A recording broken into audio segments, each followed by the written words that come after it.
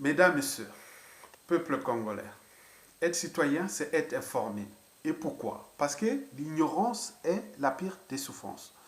Le savoir et la connaissance vous libèrent.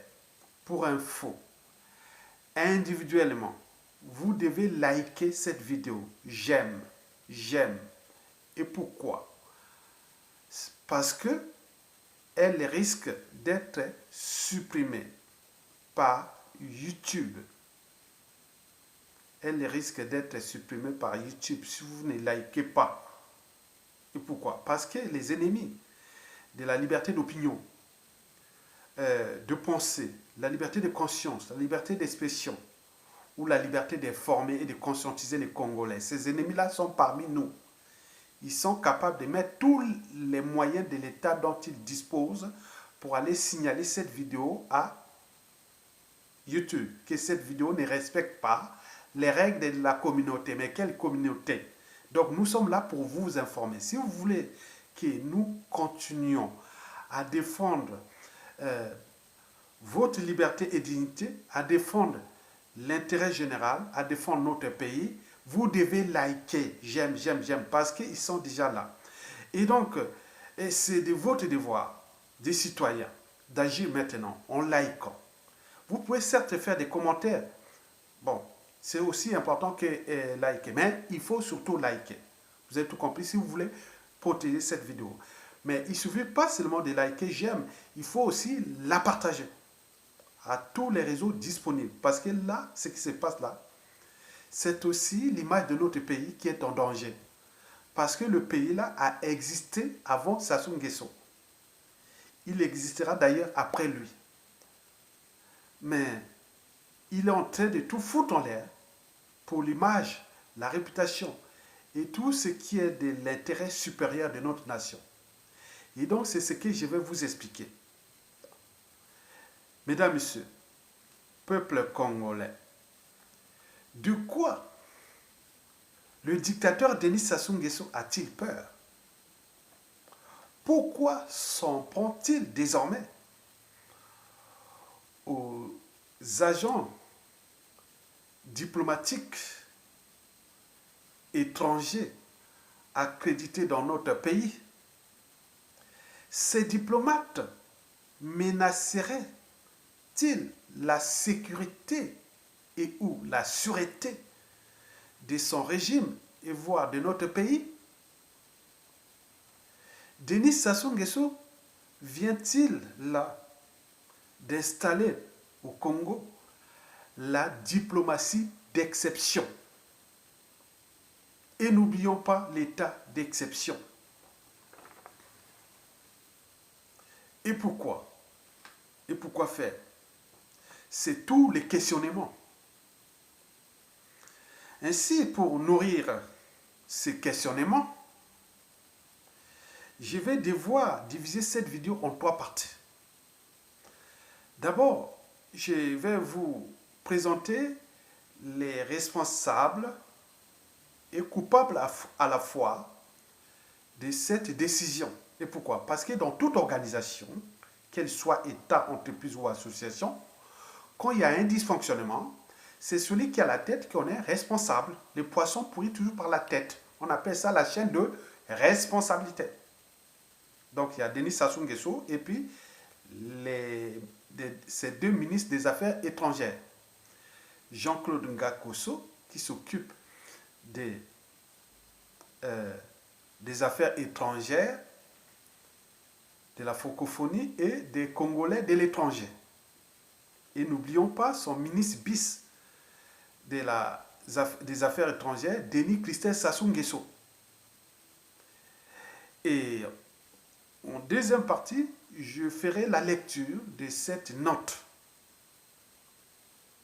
qui venait d'être publiée contre les agents diplomatiques accrédités au Congo-Brazzaville. Vous savez que quand un régime politique s'en prend à des diplomates, on se dit qu'il y a quelque chose qui ne va pas. Il y a quelque chose qui risque d'arriver. Donc il faut décrypter les signes du temps. les signes qui ne trompent pas. Il n'y a jamais de fumée sans feu.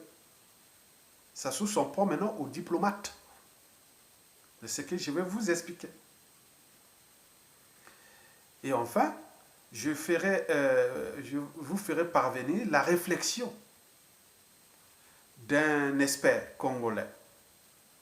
Il fut aussi l'un des acteurs de la rédaction de la Constitution souveraine du 15 mars 1992. C'est un juriste diplômé Sciences Po. Il s'appelle Félix Bankouda Pelé. Et je vais lire sa réflexion qui nous a éveillés. Vraiment, vous allez voir ce qu'il a pensé et ce qui est écrit ou tous les internautes qui ont réagi dans les différents médias et surtout dans les réseaux sociaux à la lecture de cette note-là. Et donc, on voit que là, c'est plus profond. Vous allez voir ce qu'il a mis comme réflexion.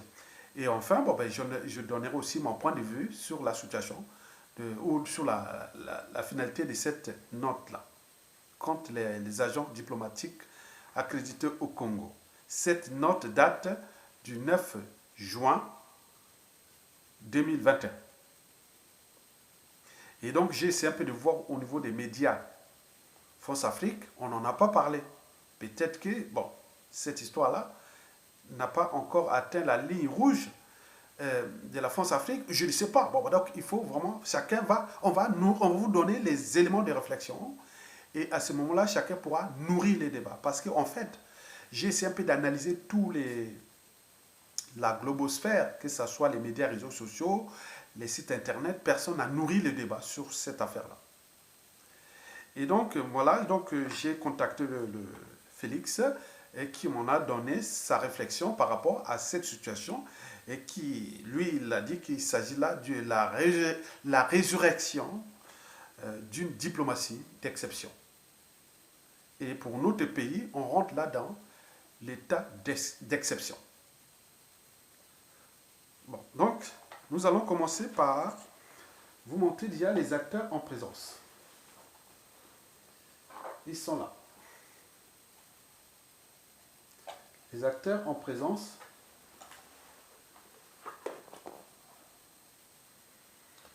Vous avez Jean-Claude Ngakoso et Denis Christophe Sassou Nguesso.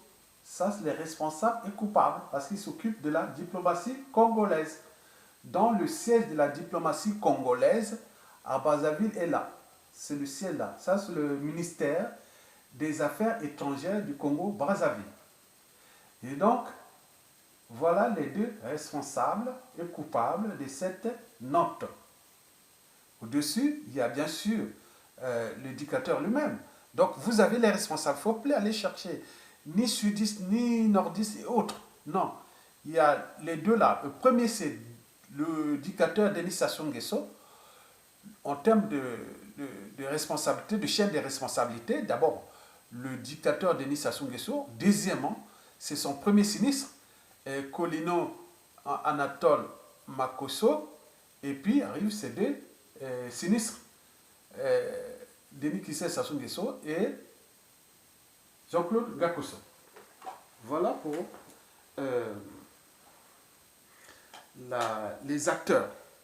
Donc, je vous apprends maintenant à voir à l'esprit le sens de la responsabilité individuelle, qu'elle soit politique, administrative. Parce que vous avez la tendance de faire par association. Parce que là, vous avez Sassou Nguesso Mboshi, Kolino Makoso, un premier sinistre, qui est Vili. Donc, tous les Vili sont comme ça, non? Ou Denis Christophe Sassou Nguesso, Jean-Claude Ngakoso, Mboshi, tous les monde. Donc, on peut... Non, c'est la chaîne des responsabilités individuelles. Parce que la responsabilité pénale, administrative, politique et autres, c'est individuel. Ce n'est pas tout le monde. Donc, il ne faut pas mélanger. Donc, voilà, vous venez de voir ces acteurs de cette problématique. Maintenant, nous allons voir du côté de cette note. Il faut liker, hein, parce que là, ils sont en train de voir et chercher. Donc, ils n'auront pas Nous n'aurons pas de marge de manœuvre pour nous attaquer. Voilà la note. Attendez, oui, c'est ça. Pourquoi?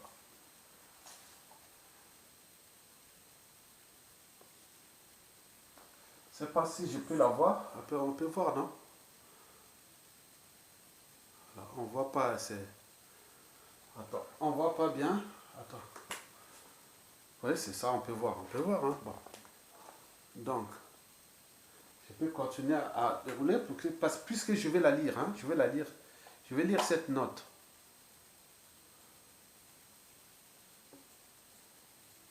Voilà la signature.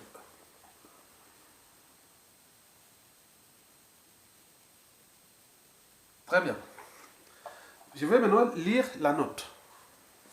Pour vous, peuple congolais, voici la note. Vous pouvez la trouver dans le site, dans la page Twitter de Brazza News ou de sa page Facebook de Brazza News. Bon, vous pouvez avoir, mais il y a d'autres qui ont partagé aussi. Vous pouvez la trouver dans plusieurs pages. Bon, voilà, donc je vais lire tout.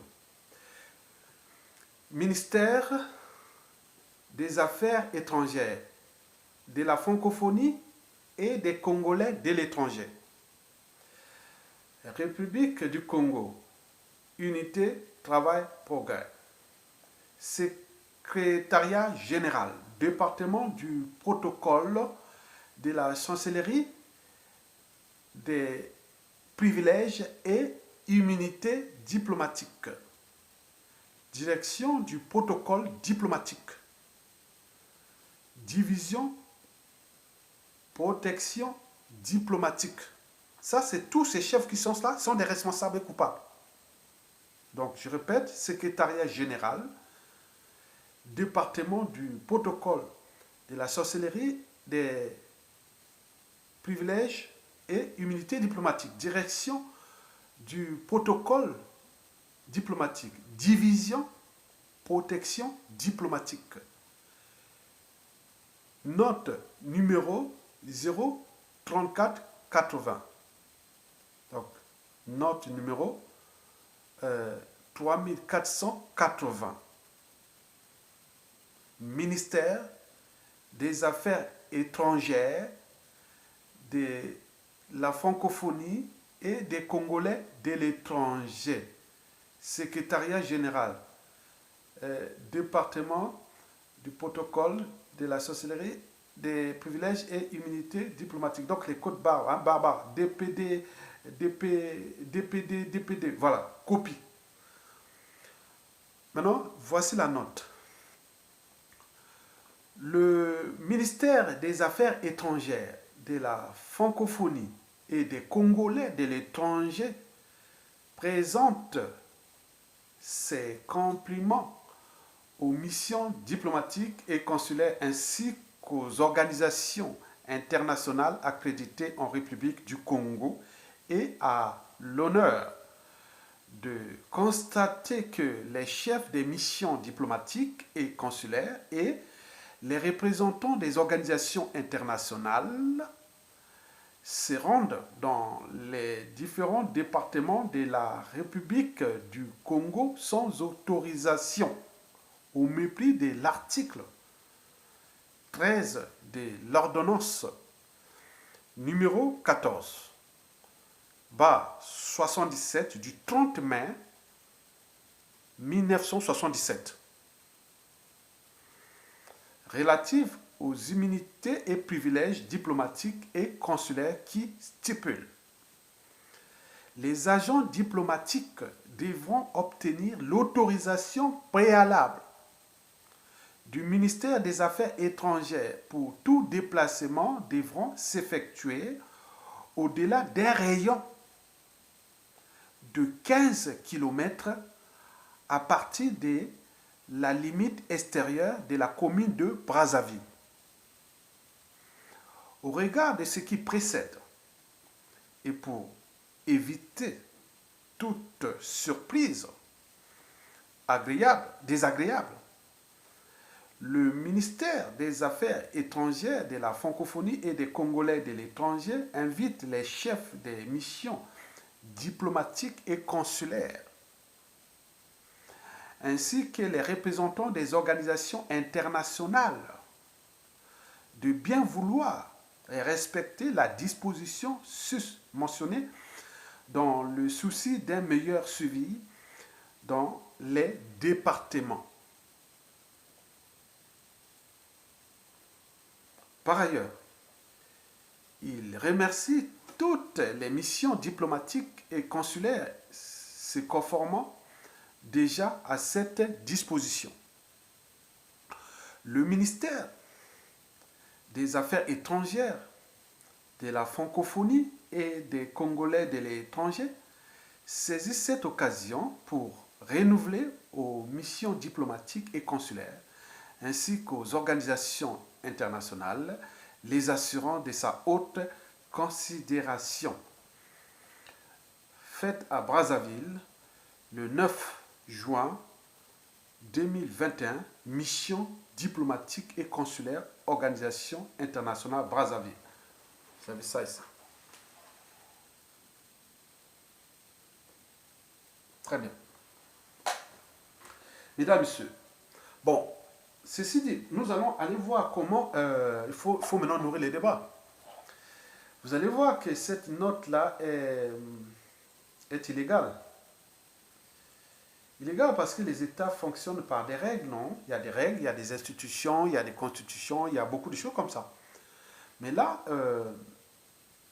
le juriste diplômé Sciences Po et l'un de nos constitutionnalistes pense qu'il s'agit là de la résurrection d'une diplomatie d'exception au Congo-Brazzaville. Et pourquoi? Voici ce qu'il m'a expliqué. Mon cher Isidore, ce qu'il a écrit. Mon cher Isidore, par une note numéro 3480 pour le moins insolite du ministère des Affaires étrangères, de la francophonie et des Congolais de l'étranger, du 9 juin dernier, le département congolais signe un rappel à l'ordre des missions diplomatiques et organisations internationales accréditées au Congo. Il est expressément reproché de se rendre dans les différents départements de la République du Congo et au-delà de 15 km sans l'autorisation préalable du dit ministère. Sans doute qu'en raison de la protection particulière dont bénéficient ces acteurs du droit international positif, l'on peut essayer de comprendre la préoccupation du ministère congolais. Toutefois, aussi bien juridiquement que politiquement, cette note interpelle. Juridiquement, d'abord, parce que le rappel est fondé sur un acte réglementaire d'exception, l'ordonnance numéro 14/77 du 30 mai 1977, dans le contexte politico-juridique ancré dans la mémoire collective des Congolais est celui consécutif à l'assassinat du président Martin Ngouabi. Le régime politique en vigueur alors était clairement et formellement celui de la confusion des pouvoirs, dans lequel, outre que l'Assemblée nationale et tous les contrepoids institutionnels et formels avaient été dissous, la junte militaire établie se targuait impérativement de défendre les acquis de la révolution en danger. Ce qui justifie d'ailleurs que le régime relevait juridiquement d'une ordonnance, c'est-à-dire d'une décision du gouvernement dans le domaine de la loi, l'Assemblée. Mais aussi que, par essence, la validité de la dite décision était limitée dans le temps. De façon tout à fait logique, la disparition des conditions qui avaient justifié l'édiction de l'ordre entraînait l'obsolescence ou rendait caduque l'ordonnance, sauf à faire valider par la suite celle-ci par l'Assemblée, faisant ainsi passer celle-ci de ses natures et valeurs réglementaires à un acte législatif, loi, bien plus imposante dans sa portée. Ainsi, par le recours à cette ordonnance objectivement tombée en désuétude, le ministère congolais réhabilite ou ressuscite implicitement l'état d'exception que constituait le Congo du lendemain quasi immédiat de mars 1977. Non moins extraordinairement sera l'interprétation ou la comptabilité de ce rappel ou de cette restriction en temps normal avec le principe de la réciprocité, qui est la pierre angulaire des relations internationales et de la diplomatie. Mais plus vraisemblablement et politiquement, enfin, sans l'avouer, cet acte révèle la fébrilité qui habite ou hante le pouvoir de Brazzaville, déjà paranoïaque en raison des conditions de son avènement, mais aussi de son fonctionnement ou de son exercice. Car le recours frénétique à la législation d'exception de façon ouverte ou implicite, comme en l'occurrence, est l'une des caractéristiques des régimes politiques fragiles, dépourvus de légitimité. C'est fait par Félix Bankouda Pelé, juriste diplômé Sciences Po, l'un des constitutionnalistes congolais, qui me l'a envoyé ça. On en a discuté au préalable et après il a écrit ce texte que vous allez avoir en bas. En fait, c'est comment? Donc, là, il pose bien les problèmes du cadre juridique, réglementaire. Sassou va se référer à une loi qui fut celle de la loi d'exception. Parce qu'on venait d'assassiner le commandant Marine Gwabi le 18 mars. Vous savez que le 18 mars, l'assassinat du commandant Marine Gwabi, Sassou Nguesso était le ministre de la Défense, de la Sécurité, patron des services secrets et tout compagnie. À l'époque, il y avait le Parti congolais du travail qui constituait un peu l'Assemblée. Mais à partir du 21 mars 1977, c'est-à-dire 5 jours après l'assassinat du commandant Marine Gwabi, voilà, on a assassiné le cardinal Emi Biaïnda, puis 3 jours après, l'ex-président Alphonse Massamadeba, le prédécesseur de Marine Gwabi. Donc, 2 présidents assassinés, plus un cardinal. Après, ils s'en étaient suivis d'une vague d'assassinats d'intellectuels, cadres civils, politiques et militaires. Jusqu'au 2 avril, là où on avait installé ce qu'on appelle le comité militaire du parti. On est bien d'accord? Et donc, 18 mars au 18 avril 1977, ça fait un mois. Du 18 avril au 18 mai, ça fait 2 mois. Mais du 18 mai au 30 mai, ça fait combien? Ça fait 12 jours, presque 2 semaines. Donc 2 mois, après 2 mois et 2 semaines, l'assassinat du commandant Marine Gwabi, on a mis cette note-là. Mais on était dans un régime d'exception, où à l'époque, on était dans le cas du marxisme-léninisme, et qu'on croyait que la révolution était en danger, et donc donc ils avaient promulgué cette ordonnance. Or, l'ordonnance, il y a une limite. Quand on fait l'ordonnance, il faut aller voir l'Assemblée pour qu'elle devienne une loi. Mais là, il n'a jamais été voté puisqu'on avait transformé l'Assemblée qui fut là-bas, c'était le Parti congolais du travail. Maintenant, on l'avait transformé en comité militaire du parti des 11 membres qui a gouverné ce pays-là du 2 avril 1977 jusqu'au 5 février 1979, c'est-à-dire jusqu'à l'avènement de Sassou Nguesso au pouvoir. Pendant ce temps, il avait gardé 2 ans de régler ses comptes, assassiner, massacrer et jouer qui est qui jusqu'à arriver au pouvoir. Il est toujours là au pouvoir, avec la complicité bien sûr de la France-Afrique et de compagnie. D'ailleurs, on n'a pas vu au niveau des médias France-Afrique protester ou on parlait de cette note d'exception. Donc j'en appelle aux juristes congolais, quand on parle du droit, même si le niveau de réflexion est haut au pays a baissé carrément, donc, mais vous qui sont dans la diaspora, on a beaucoup de juristes.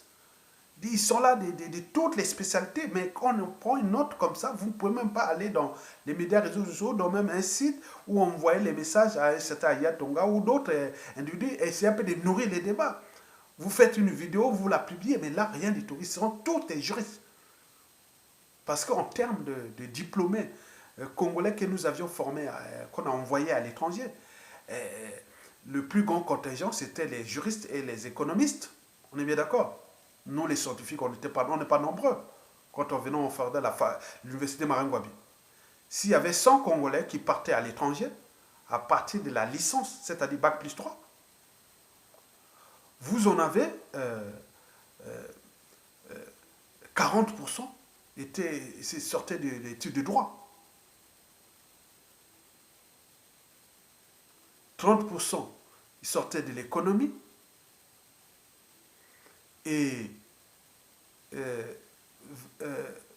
disons 20% sortaient d'autres disciplines comme la littérature, la philosophie, les sciences humaines et compagnie.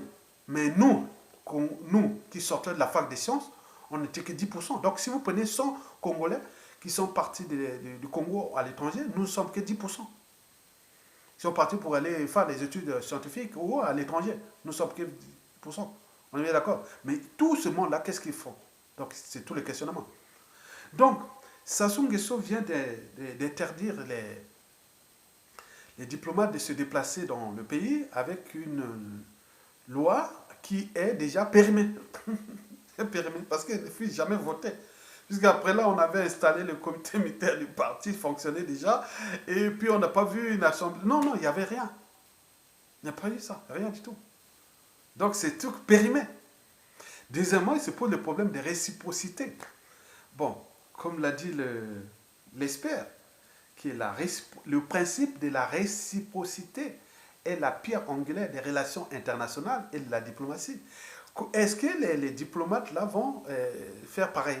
Par exemple, ici en France, à Paris, bon, les diplomates qui sont à l'ambassade ou tout autour, ils ne peuvent pas aller au-delà de 15 km autour de Paris ou la région parisienne, ou même en France, là où se trouvent les concentrés bien mal acquis, les maîtresses et tout l'air. Voilà, donc je ne sais pas.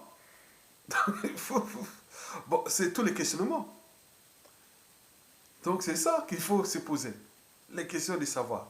Mais en réalité, pour moi, j'en conclus que, bon, ben, là, le régime a des soucis sécuritaires parce qu'il sait que tout peut se chambouler avec les voisins, puisque les voisins, les pays voisins, ils sont en difficulté avec les pays voisins. Il sait qu'il est arrivé au pouvoir par ces canaux-là. Donc peut-être qu'il se méfie de certains agents diplomatiques des pays voisins ou même des pays qui sont autres, les occidentaux ou autres, bon, je ne sais pas, parce qu'il y a aussi la géostratégie, puisque ce qui se dessine là, il me semble que la France-Afrique est en difficulté et que Sassou Nguesso a de plus en plus des embrouilles avec sa France-Afrique, qui cherche à se protéger du côté des Russes et des Chinois. Est-ce qu'il y a des sites qui tombent? Il y a beaucoup de choses là. Est-ce qu'il est en danger? Parce que ces agents-là, ils ont tous les trucs, il a parlé même des organisations internationales et accréditées. Hein.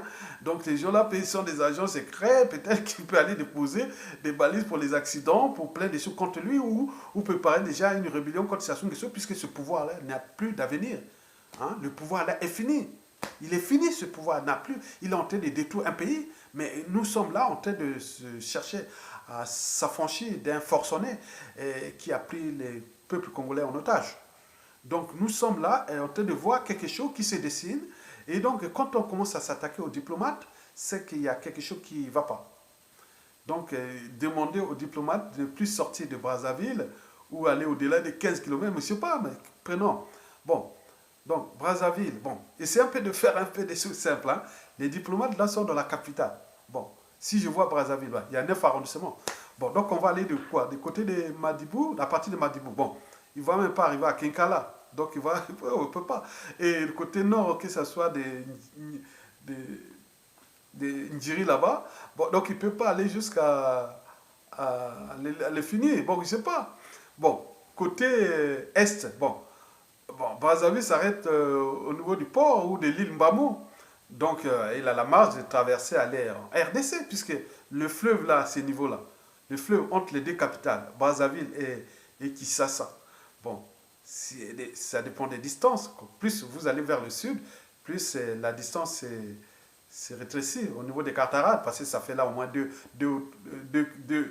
km à peu près, hein, 2 km dedans. Mais quand on monte vers au haut de l'île Mbamou, au centre là où il traverse, bon, là ça fait au moins, ça fait faire de 4 à 5 km de large, le fleuve. Il fait là 5 km. Donc 5 km, maximum 5 km entre Kinshasa et Brazzaville, là, donc il y a la marche pour traverser les diplomates, puis aller donc tout à fait à Kinshasa, non?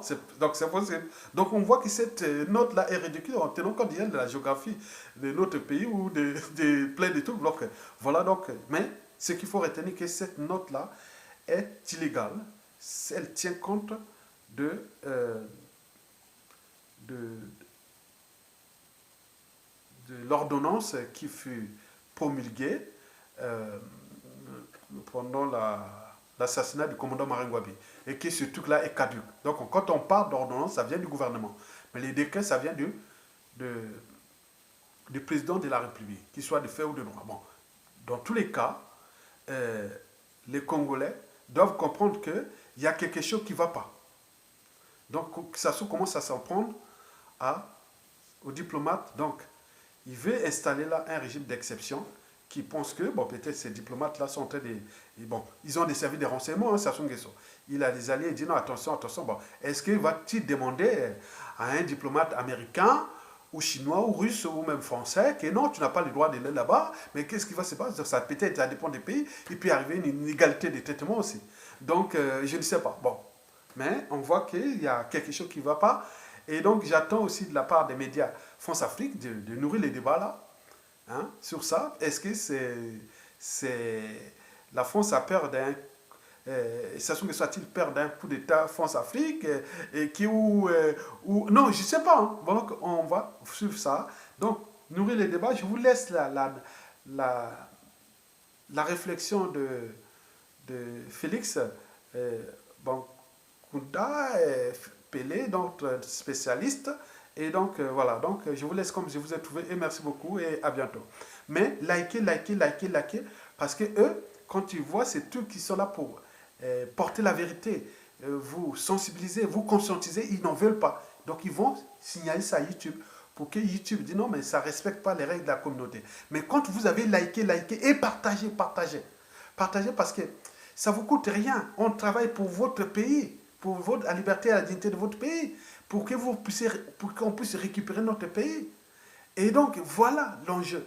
Mais vous n'êtes pas capable même de partager cette vidéo et de liker. Ça ne coûte pas grand-chose. Tu écoutes la vidéo, d'abord, avant de réagir, il faut d'abord écouter toute la vidéo, ou une grande partie. Bon, déjà liker, vous pouvez liker, dans le sens là. Mais pour écrire,